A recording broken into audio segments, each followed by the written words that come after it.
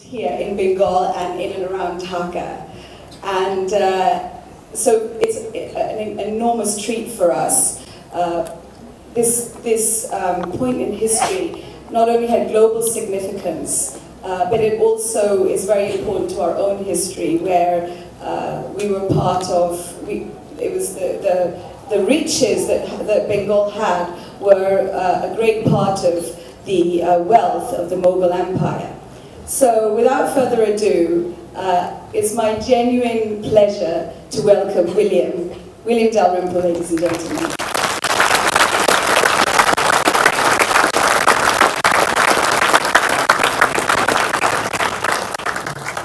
Could we have the first slide, please?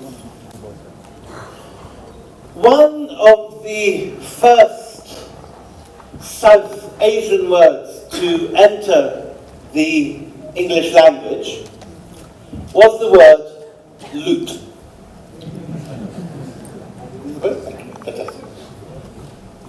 And you could go to a worse spot than this, Powis Castle, on the Anglo-Welsh borders, if you wanted to try and understand how this happened.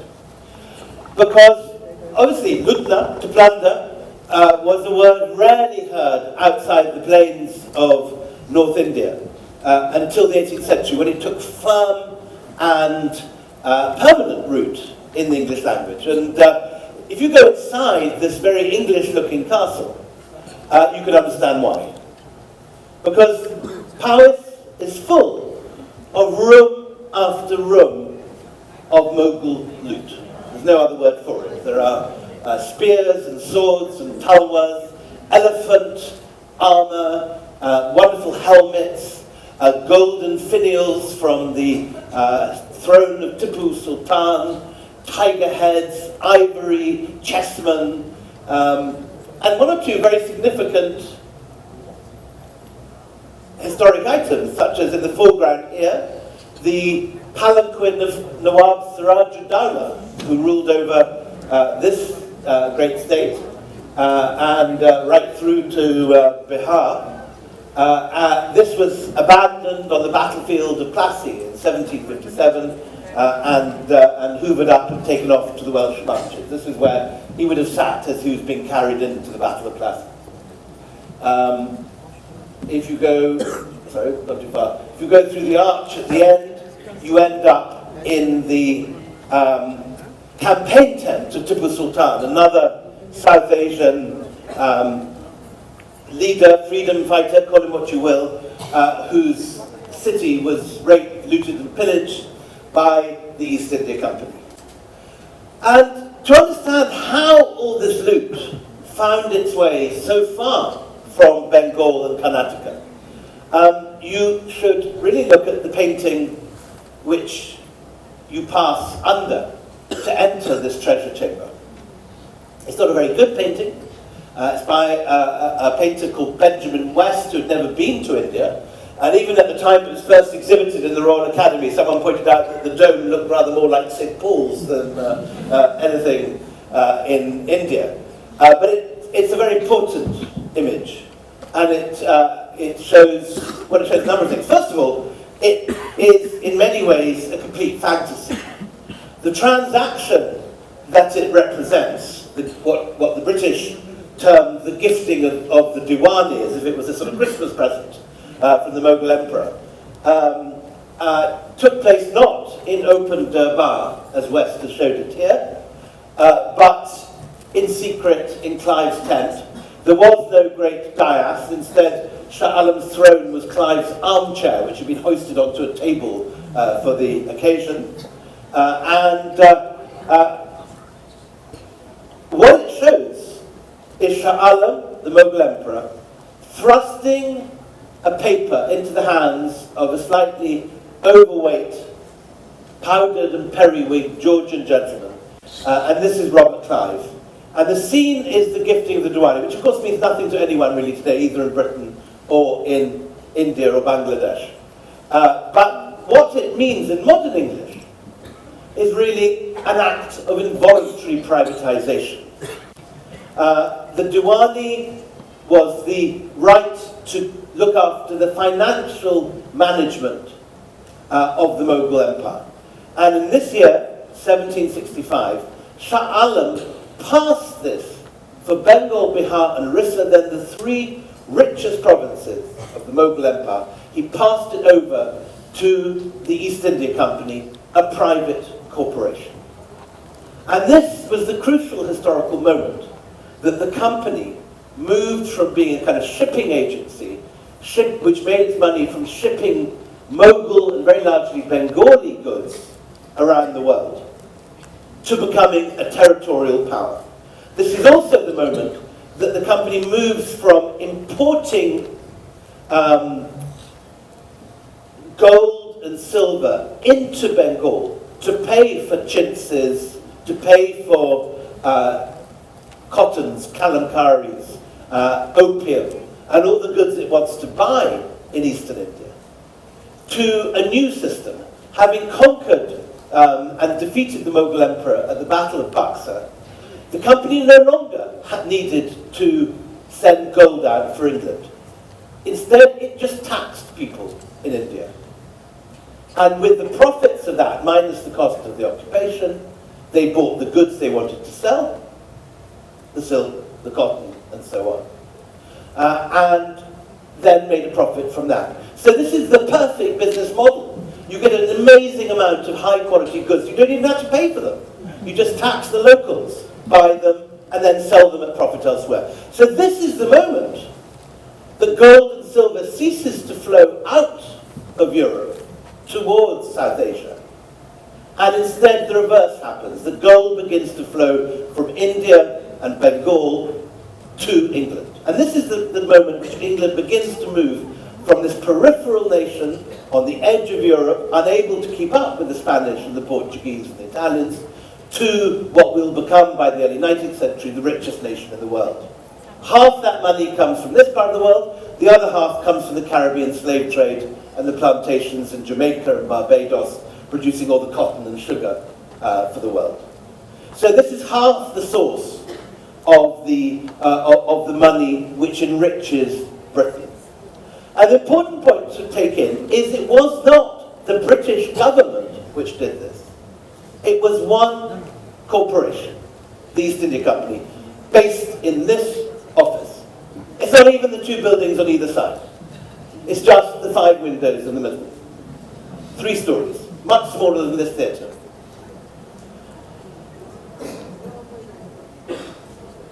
A 100 years into its existence, the East India Company still only employs 35 people in the head office in London. Even at its peak, it never sends out more than 2,000 white Brits to Bengal. Instead, it builds its power by borrowing money from Indian financiers, first of all the Jugget Sets and the big moneylenders of Benares, Patna and Allahabad, and then training up Indian warriors, offering them twice the salary anyone else offers them in India, to fight for them, mercenaries. And so by 1799, the East India Company has a private army of 200,000, which is exactly twice the size of the British Army. By this stage, the East India Company has not only become the world's first multinational, it's become a global capitalist superpower. It's planting opium here in Bengal, which it's shipping in the largest narco operation in history to Hong Kong. It's then infiltrating it illegally into China. China wants Indian opium imported every bit as much as Trump wants crack cocaine available at McDonald's in every American street. And with the profits of that narco trade, they buy tea, which they sell in India, in Europe and Britain, but also in America. And it's, of course, the East India Company tea, which ends up in Boston Harbor at the Boston Tea Party. So this is a global multinational. What Facebook or Google or Exxon or Saudi Aramco is today, the East India Company is the first example of this. It's the original multinational corporation. And in the 19th century, the Brits, embarrassed by the wantonly corrupt mercantile beginnings of their Raj, sort of whitewashed the whole story. And the corporate nature of the conquest gets disguised. People like Robert Clive, who, as you'll see in a second, is actually a sort of, Al Pacino born in 18th century Shropshire. He's a kind of mafiosi from the Welsh borderlands. A guy like that is turned overnight into an imperial hero rather than the corrupt villain he actually was, who was so ashamed of himself by the end of his life that he slits his own throat with a blunt paper knife. And this whole story is whitewashed. And when people think today of the British in India, they think of Kipling and Curzon. If it's the Brits thinking about it, they think of merchant ivory films with lovely ladies with parasols floating around in lawns in crinolines and smiling Maharajas and similar and all that sort of stuff. What they forget is that the Raj itself actually only lasted 90 years. Government control, the crown control of India lasts only from 1858 to 1947. The much longer period, the bit of the iceberg beneath the waves, beneath the water that no one remembers, is the period of control of the East India Company, which is founded in 1599, the year that Shakespeare is writing Hamlet, and carries on up to 1858, 250 years.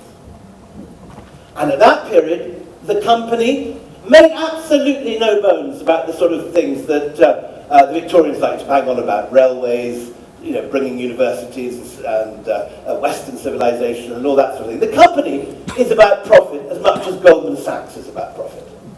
One of the attractive things about it is it's not hypocritical. It's very clear what its aims are, which is enriching its shareholders and enriching its own employees.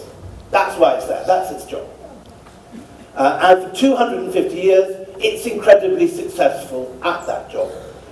At its peak, shipping back, individual company men ship back 5, 10, sometimes 20 million pounds each, buying these gorgeous country houses. So when you go to England now in your summer holidays, and you go visit one of these lovely National Trust properties and have cream tea in the tea rooms and all that sort of thing, and wander around these houses, it looks as if Colin Firth is about to stride out in gorgeous breeches and dive into a pool and all that sort of thing. Those are the houses which are built at this period with the money brought from here, from Bengal. And be very clear, Bengal is the centre of the wealth. What Manchester will be in the 19th century, Bengal is in the 18th century. There are 1 million weavers in the United Bengal of the Mughal province. It is the richest place in India. Well, I suppose Maharashtra and Gujarat are today. Bengal was at this period. The industry and the ingenuity and the aesthetic perfection of Bengali craftsmen created textiles that were in demand all over the world. So much so that by the end of the 18th century, you're getting deindustrialization in Mexico for the sheer quantity of Bengali cotton being imported there. The people doing the imports, though, are the East India Company. They're making the profit. And the East India Company rises to power on the back of the labor of the weavers of Bengal. So let's go back to the beginning of the story. How did this begin? So this is the guy who founds the East India Company, Sir Thomas Smythe. And Smythe is, I don't know, who'd be his equivalent today, sort of Rupert Murdoch or somebody. He inherits the money. His father, also called Sir Thomas Smythe, is a rich man. But Smythe does very well. He makes his first fortune of his own by his 20s importing currants to Tudor England from the Greek islands. He then founds the second company with a few other sort of Charing Cross oligarchs, if you like. About 30 ship owners and big merchants. He founds the Levant Company. And the Levant Company is all about importing spices to England. Surprise, perhaps, to those of you in the audience that may find English cooking a little bit bland today. But in those days, they made great...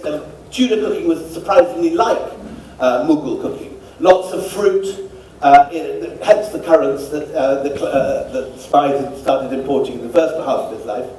And they want nutmeg, pepper, and cinnamon. Pepper, incidentally, is such a rare commodity that the Tudors believe it to be Viagra. So there's a kind of winking and nudging about putting pepper on your food. There's never enough of it around really to disprove this mistake. So Smythe imports from Aleppo and Cairo, but in 1595 this business model is put under severe strain when the Dutch realise that they can just sail around the Cape, go directly to the spice islands of Indonesia, and can import all the spices they want much fresher and at a fraction of the cost, just by buying them from the producers in Java. And so in 1599, just as Shakespeare must presumably have been reaching the final draft of Hamlet, which is performed 2 months later in the Globe, Smythe calls a public meeting in Moorgate Fields. Moorgate Fields at that point is not a dirty tube station in the city, it is, as its name suggests, fields. And in the centre of those fields is a large timber hall called the Founders Hall. Founders, not as in founding fathers, but founders as in brass founders, people who make bells and anchors and things. And Smythe calls a public meeting, and what his great stroke of genius is he decides to open this up, this new venture that he's trying, to take on the Dutch, to sail directly to the East Indies with English ships. He's doing this, opening this up not just to his fellow top merchants and ship owners and privateers, he opens it up to the ordinary mum and dad businesses of London. And the initial subscription list survives in the British Library. The grandest people are offering £1,000, £200, £300, but 15 pages later you get the ordinary businessman offering £5, £6, £7. And this is the joint stock company. Something that's blindingly obvious and which affects all our lives today, but a dramatic innovation in Tudor England. This was only the fourth such joint stock company in history. The first one was the Muscovy Company, which tried to raise a huge pool of capital to trade with Moscow.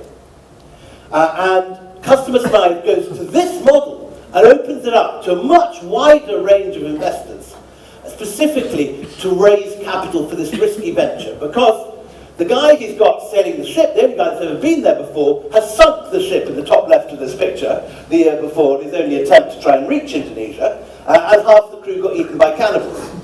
So he's the best choice. There's no one with more knowledge of the sea routes than this guy, Sir James Lancaster. So when they found this company, they want to spread the risk while also bringing in the maximum amount of profit. And these small investors are not expected to have any say in the running of the company in the way that they would do if they were, we're talking a Suffolk Wool Guild, where all the merchants pool their capital, then go and trade their broadcloth in Holland, let's say. With the joint stock company, you have two quite distinct parts. You have the executive, who are running the business, and then you have the investors, who get a share of the profits, but have no say in the running of the company. And that crucial distinction transforms the world. It is the birth, really, of capitalism. It's the birth of modern capitalism. And from the beginning, it marches in lockstep with colonialism. So, they raise their money, and they go off to buy some ships, with Lancaster doing the choosing. And the first ship that they look at in Deptford docks is a creaky old hulk called the Mayflower, which they reject on the grounds that it's a creaky old hulk. And the Mayflower disappears from history and is never heard of again. But they then go off and buy a pirate ship. I'm not making this up, it's called the Scourge of Malice. Of course, being good corporate sorts, they spin this and it gets renamed the Red Dragon as if it's a harmless country pub in Wales. And they sail off, but they don't get very far because the wind runs out. This is a sailing ship, and they get becalmed off the coast of Dover. And lots of people ride out from London and wave at them and have picnics and mock these guys who said they're going to go to Indonesia and can't even get further than the English Channel. But the wind picks up, and they do eventually reach Indonesia, and as they're arriving in sight of the Spice Islands, they spot a Portuguese carrack coming in the opposite direction.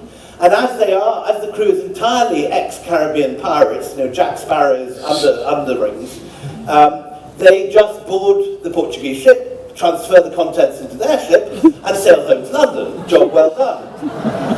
And they sell the contents for £1 million. And that's enough to keep the whole company afloat and start the whole thing off. But they're always behind the Dutch. The Dutch have got bigger ships, better sailors, certainly better than Sir James Lancaster, and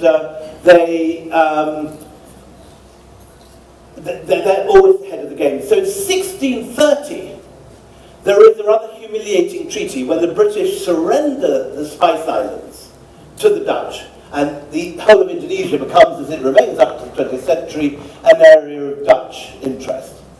In return, the British are given a face-saving sort of sop to make up for their loss, and they're given some muddy island in the Hudson River called Manhattan, I think it is. Anyway, anyway, at the time, it's considered to be a great humiliation. And like a kind of failed startup where, 20 years in, or a few years in, everyone has to sort of rejig the business model, the company decides that it's going to abandon the spice trade, but focus on textiles. And that's what brings them to Bengal, and that's where they make their money. So it isn't just the English here. After the English make a huge go of it, all the way up the Hooghly, deep into Bengal, you have the Danish, the Portuguese, the Dutch, the French, and they're all competing, but the English pull ahead at this point. And from about 1700 to about 1740, the English new foundation of Calcutta pulls ahead, and West Bengal becomes the focus of the money making. The profits of this build a nice new corporate headquarters in the Leaden Hall Street. Looks rather like a pub, but it is in fact the East India Company first headquarters. They start building their own ships at Deptford, and all goes on very well until towards the end of the 17th century, the Emperor Aurangzeb overexpands the empire, and the whole Mughal Empire begins to crack up, partly also because Aurangzeb is a bigot. He falls out with the Hindus, and the Rajput army, which has been the main spearhead of the Mughals, rebels, as do the Sikhs in the Punjab, the Jats and the Doab, and most importantly, the Marathas burst out of their hill forts on the west coast and start raiding the whole of the west coast as far as Surat. The great Mughal port of Surat is burnt 3 times by the Marathas.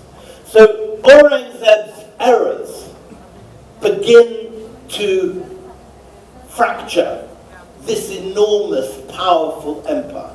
Just to give you a picture of how powerful the empire is, when the company is founded, England generates about 3% of world GDP, while the Mughals, who control not just Bangladesh, Pakistan, most of India, and most of Afghanistan, that Mughal empire generates close to 40% of world GDP, 38.5%. And it has just, for the first time in its history, overtaken China as the biggest industrial power on earth. And again, most of it is here. Dhaka, Murshidabad, West and East Bengal is where the money comes from. This is an incredibly industrious and incredibly rich part of the world. Arguably, in the 18th century, the richest part of the world. Today, we don't think of Bangladesh or West Bengal in that way. But it was the case in the 18th century, which is why all these companies come here. Anyway, the Mughal capital of Delhi is sitting looking increasingly vulnerable. It's the largest city on earth, 1 million people. To find the second and third largest cities, you have to go east as far as Edo, modern Tokyo, or to Istanbul. But Delhi's sitting there with the Chandni Chowk as this glamorous sort of Rue Faubourg or Bond Street or Madison Avenue right in the middle of it. And everyone knows that, at some point or other it's going to be raided because it's got all the plunder that the Mughals have gathered from everywhere else. But the guy who raised it turns out not to be the Marathas or the Sikhs or the Jats. It's this guy, Nader Shah. Nader Shah is the son of a humble farrier. His dad makes fur hats on what's now the Afghan-Iranian border. He rises to the top of the Iranian army and then brings about what we would call a military coup. He overthrows the Safavid emperors who just built Isfahan, and in order to finance his wars with his real enemies, who are Turkey, Ottoman Turkey, and Peter the Great's Russia, he decides to attack the Mughals, not to conquer them, because he's got no interest in conquering India, but in order to pluck some golden feathers from the Mughal peacock's tail. And that's exactly what he does. He marches into Afghanistan, he takes Kabul, he takes Kandahar, he goes down the Khyber Pass, he takes Lahore, Peshawar, then Lahore. And at that point, the Mughals realize that they're in trouble, and they gather this enormous army. 1.5 million people gather in an encampment in Karnal. But typically for kind of Mughal India, the kind of 18th century equivalent of fashionable ladies from Khan Market with Dior sunglasses taking selfies also go. And the dancing girls are there, and all the kind of dancing boys and the musicians. Muhammad Shah Rangila's having lots of parties. Meanwhile, the Persians got only 150,000 men, but they are crack troops hardened in battle.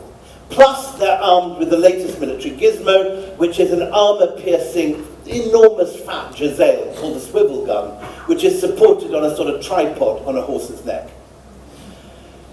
Nader Shah lures the Mughal cavalry into battle. They stretch out about 5 miles along the plains of Karnal, glittering in the bright sunlight.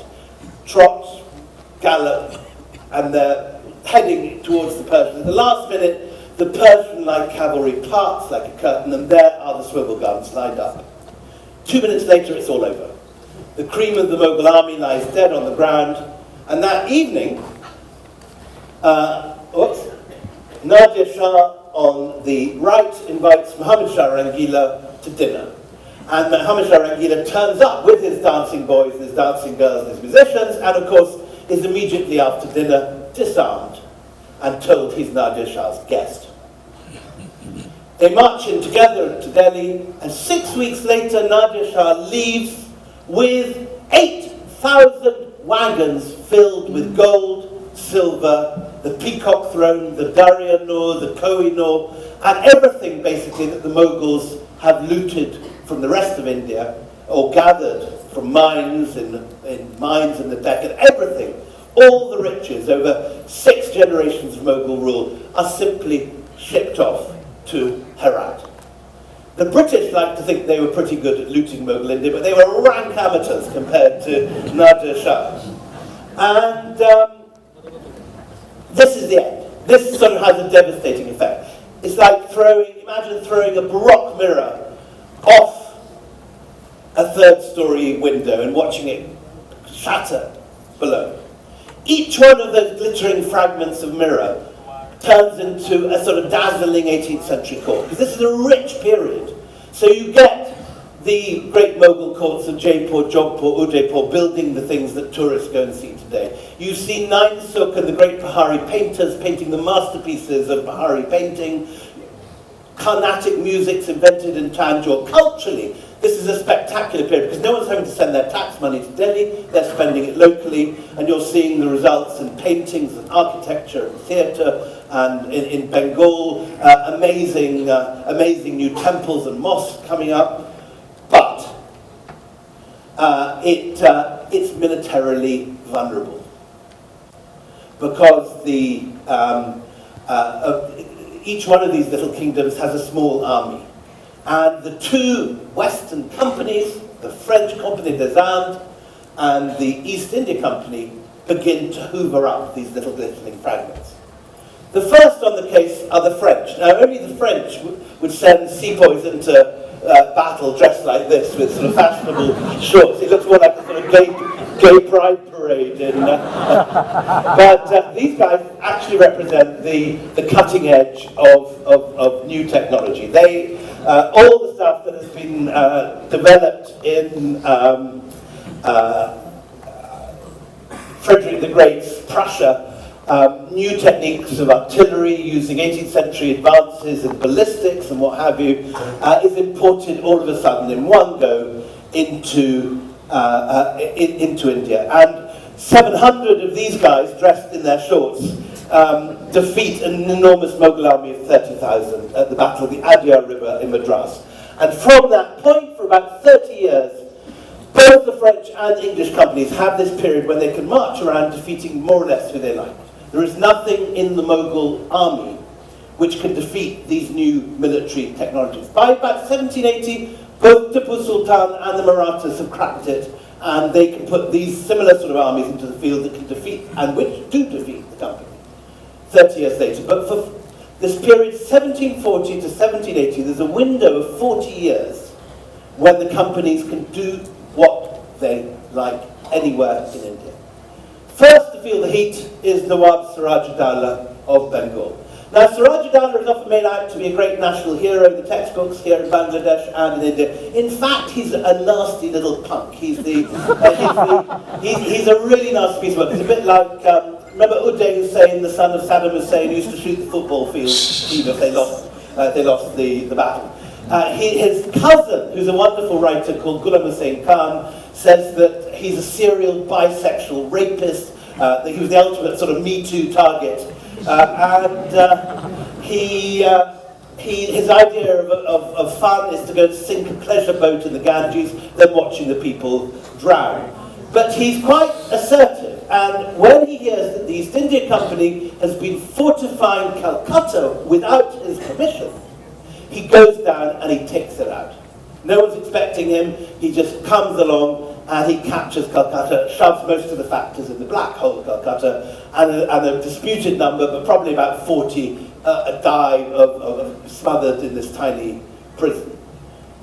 But he's timed it wrong, because for a reason that has no fault of his own and nothing to do with all this man, Robert Clive, has just turned up in Madras. Literally, the same day that the news of the fall of Calcutta reaches Madras, Clive arrives with an enormous Royal Navy fleet. And the reason this fleet has been sent out is another of those dodgy dossiers. The same sort of thing happens as happened with the invasion of Iraq 10 years ago. A false intelligence document has arrived in Leadenhall Street saying the French have sent an enormous fleet to take Bengal. In fact, the fleet was going off to Canada. But anyway, the East India Company thinks it's going to be attacking Bengal, and they persuade the British government to send, for the first time in history, a fleet to India. And it happens to arrive the day that the news comes of the fall of Calcutta. So they turn around and they sail up to Bengal, and they retake Calcutta from Siraj-ud-Dowlah, and they then level the French headquarters at Chandigarh. They just take it out. All these Navy ships just sail up the Hooghly and destroy the French fortifications. And at that moment, something crucial happens. Siraj has fallen out with the one man in Bengal he really shouldn't have fallen out with, who is the Jagat Seth, the banker of the world. And the Jagat Seth is a piece of work. He is the richest banker in India. What the Rothschilds will be in 19th century Europe, the Jagat Seth already is in 18th century Murshidabad. And he has invented clever financial transfer systems whereby, rather than sending the tribute of Bengal, this enormous sum of money that is sent every year from Bengal up to Delhi, in the old days, in a whole train of wagons guarded by troops, the Jagat Seth says, forget that. Just pay it into my office, and you can withdraw it. The Mughal Emperor can withdraw it from my office in Delhi. We'll take 10%. It's fine. And those successive 10%, combined with the 10% he takes on managing the coinage and the minting in Bengal, turns the Jagat Seth into the richest man in the world at the time. And so when Suraj Dowlah bullies him to give him a loan to attack one of his cousins in Purnia, and threatens to circumcise him if he doesn't have the money, the Jagat Seth does not take this kindly. And that sort of threat concentrates the mind of most people. So he simply writes to Clive, and he says, if you come up to Murshidabad and topple Suraj Dowlah for me, if you effect a palace coup, I will pay you £4 million. 2 million to you personally, and 2 million to the company. To which, of course, Robert Clive says, no problem at all, sir. And he does just that. So the Battle of Plassey, which in imperial textbooks is this dashing and splendid imperial victory of virile British troops against lazy Bengalis, in fact, is a total stitch-up from beginning to the end. The man in charge of Suraj Dowlah's troops is Mir Jafar, who is in on the plot and is the man due to inherit the crown if Suraj Dowlah falls. So he doesn't fight. And at the Battle of Plassey, he marches away halfway through the afternoon. Suraj Dowlah sees what's happening, flees the battlefield, is hunted down near Raj Mahal, killed, brought back, and his body paraded through the streets of Murshidabad. The next day, Clive walks into the vaults of the treasury in Murshidabad, where all the money of Bengal has been hoarded, and he just fills his pockets. And then he ships 40 barges of what's left down to Calcutta as his share of the takings. And when he's later cross-questioned by the House of Commons, he makes the memorable answer, the House of Lords, I think, he makes the memorable answer, my lords, I was astonished at my own moderation.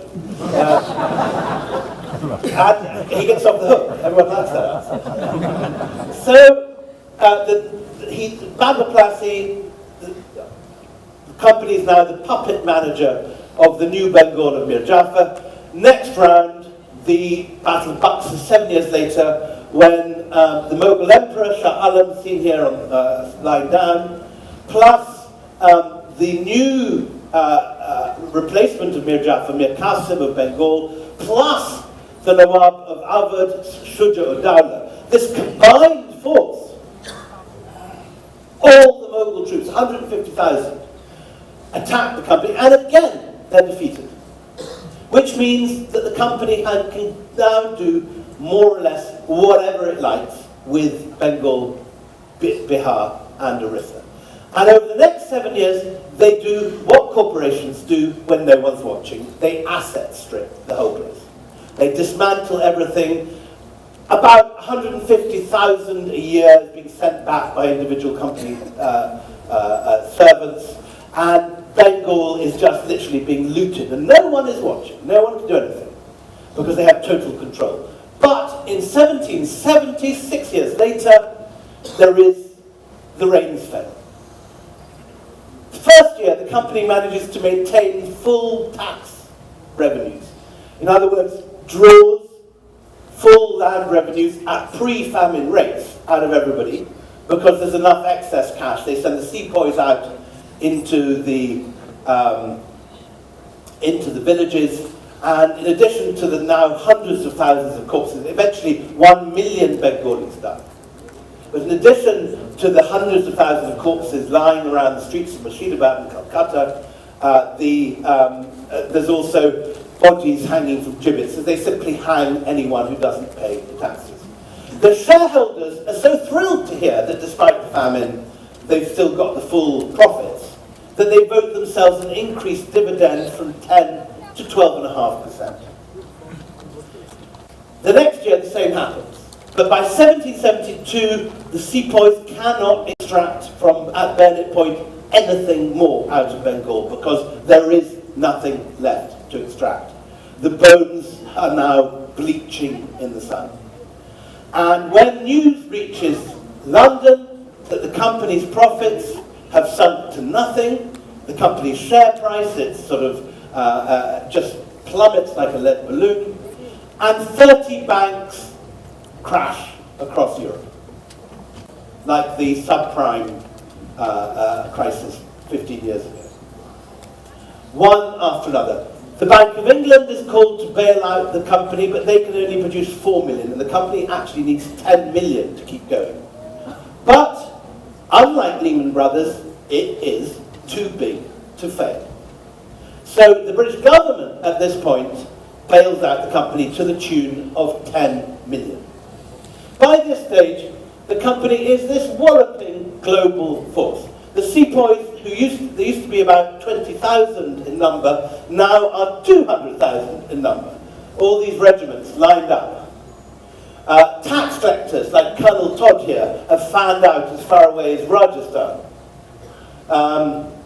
There's the East India Company tea being poured into Boston Harbour. The East India Company flag is so famous that some new state borrows it and pitches the design. The Leadenhall Street headquarters is now stretching all the way up the street. The boardroom, there in the middle, is where the whole of India is being controlled from, south of the Himalayas. The company has built half the London docks. It's providing 30% of London customs and tax rates. It's building 300 clippers a year to drive opium and tea and all its products around the world. It is quite simply the largest and most sophisticated capitalist organisation in world history. But now the government has got its hands on it, and in 1784, following that loan, they passed the India Act, which puts a board of control over the head of the company. And from that point, the state begins to encroach on the corporation. Because they've gone bankrupt, they've become vulnerable.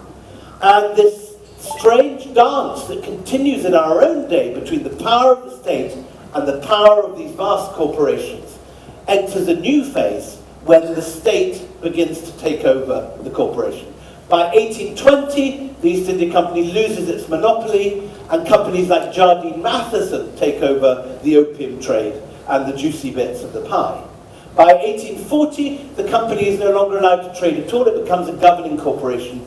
In 1857, following the Great Uprising and the enormous, hideous retributions across India, when 300,000 innocent civilians are killed, mainly in Kanpur, Delhi and Lucknow, finally the government closes it down and nationalises it, and the Raj is born, but only in 1858. And this is what Punch magazine has as its cartoon. When they hear that the company has been blowing sepoys, mutinous sepoys, from the mouths of cannon, this disgusting operation when their bodies splatter into a million parts, they have a cartoon showing Leadenhall Street, the company headquarters, East India Company House, being blown from the mouth of a cannon, and the bits are nepotism, blundering, avarice, and misgovernment. So no one mourns this company. But the company has set, although it's in this case, in this instance, the state has swallowed the corporation. The company has shown the way for multinational corporations how they can overcome governments, how they can operate beyond individual jurisdictions and tax regimes. And the East India Company is the origin of everything that we today fear about big corporations. In 1697, for the first time, the company is caught offering MPs share options in order to extend its monopoly. The governor of the company goes to the Tower of London, as does the Lord Privy Councillor, who's been distributing the bribes. The modern equivalent of the Lord Privy Councillor today is Jacob Rees-Mogg. If only we could do the same to him. Anyway, that's a different story. The first corporate lobbyists whose job it is to persuade parliamentarians are company employed. 40% of MPs by this stage have company shares, so anyway, they benefit from the profits of the company. And so when today today we worry about the power of great corporations in the way that, I don't know whether you've been following the American election campaign, where these issues of big data, big companies, big pharma, all these issues, Elizabeth Warren has been making this her main campaign issue in the American election. These things that we think are such modern and contemporary issues, the issues of our own time, they go back to here. This is where it begins. The East India Company is the source of these anxieties, and the mother that produces these bastard children. And so it's very important, if you want to understand the threat that corporations face, to read the history of the East India Company. Today, Exxon or Facebook or Google no longer have artillery, cavalry, and infantry regiments. But you can argue that they don't need to, because they're already in your mobile phones listening to every one of your conversations. You are all tomorrow going to get adverts for East India Company tea in your social media feed, because you've got your phones on as you're listening to this. The power of surveillance capitalism and data harvesting doesn't just stop at being able to control elections in the way that Cambridge Analytica did. It affects every corner of our lives and is only going to increase. You should read one of the great books published this year, Shoshana Zuboff's Surveillance Capitalism, which lays this out in chilling detail, quite how dependent we are on these things. Thank you. And the whole story of the power of corporations has its origin in this story.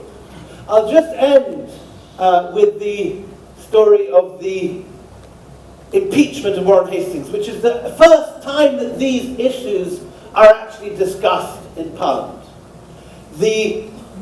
Warren Hastings actually is the wrong guy. They impeached the wrong person. One of the main problems of this period is that no one really knows what's going on in India. You have to get there. You have to have an East India Company passport. So there's no investigative journalists, and any information you're getting is from whistleblowers, people like William Bulls and Alexander Dow, who in the aftermath of the Great Bengal famine write these incredible books detailing the rape and plunder of Bengal by the company. But the impeachment at least airs these issues in Parliament. They put on trial Hastings, who actually is the only guy to do really significant famine relief measures, who's learned Bengali, Urdu, and Hindustani, and Persian, and who translated the Bhagavad Gita, and is actually a really okay guy by company standards at least. But in the course of this, you get these issues discussed for the first time. How do you control a multinational corporation? Where does the head of the corporation lie? What is the head of the beast? How do you tame these things? Is there such a thing as geographical morality? Are rights universal? Burke argues at the impeachment that if something is wrong in England, it's therefore wrong in India.